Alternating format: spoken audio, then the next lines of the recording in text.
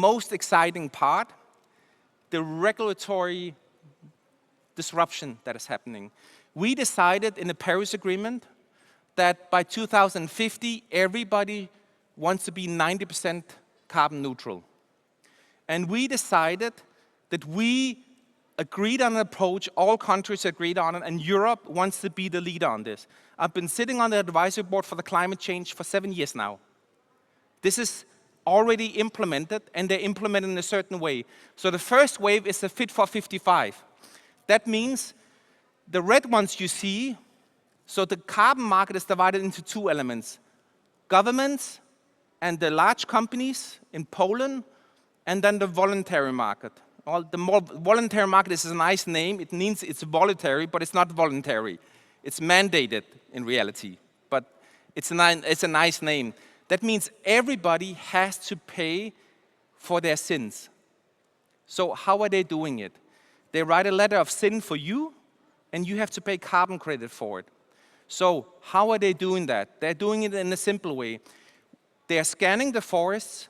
The captured carbon CO2 will be there. That's a digital asset that is stored there that you take, and from the products you're delivering, or from the flights you take, you have to take a verified, proven method that this product is being sold. That's a carbon credit retirement program. That means carbon credit is a financial asset in the market now that you can leverage. So the second law they developed is the European climate law, supply chain management law. That means you need to have transparency over your supply chain, what product you get, how it's been delivered, how you're renewing yourself, and by the size of the companies, the taxation is already there. That means every company, every product you buy and sell, average company has to pay 15 to 25% of tax.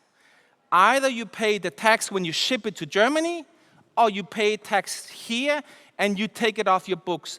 The carbon credit is not something you pay as a tax. If you are smart to invest, it's a financial asset in your book. The carbon credit is not disappearing. The forest you have scanned and you have retired program is still an asset. That means after years, that is a balance sheet in your books. It's like a dollar that you can exchange. It's a huge element. So, good.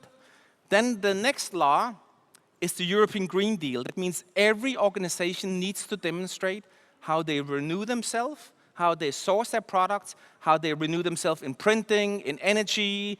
They need to demonstrate that the supply chain, the distribution, everything within that is directly and correctly managed. If not, they have to pay an extra tax. So this is a European tax system that already is set in place last year in October. They have 1 year grace period, so this year in October, if you ship something and you don't have a program, you have to pay for it. It's actually that real. So what is the big opportunity within that? The big opportunity within that is quite simple. You need a certified way to validate and demonstrate product. This is a rare opportunity for you to be the predator in your supply chain. That means you can make money in your supply chain. If you have a certification program, you buy carbon credit that is based on liquidity. I don't recommend anybody to buy Vera and all this stuff because you buy 0.1% of a carbon credit, it's worth nothing, and they have to go to the project and so on. You have to buy carbon credit where somebody already put $21 in the carbon credit. The carbon credit that you sell to your supply chain goes up to $45. So you take it off the price, you earn 2 times money. You earn money on your supply chain, and you earn money on when you distribute out. So you align the supply chain, and you have an ability to make money on your supply chain. That's a very, very rare opportunity that happens, because normally regulations is something that happens to you. This is the first time you can take advantage of a regulation to get a competitive advantage. Very, very rare. So, let's talk about something very simple, strategy.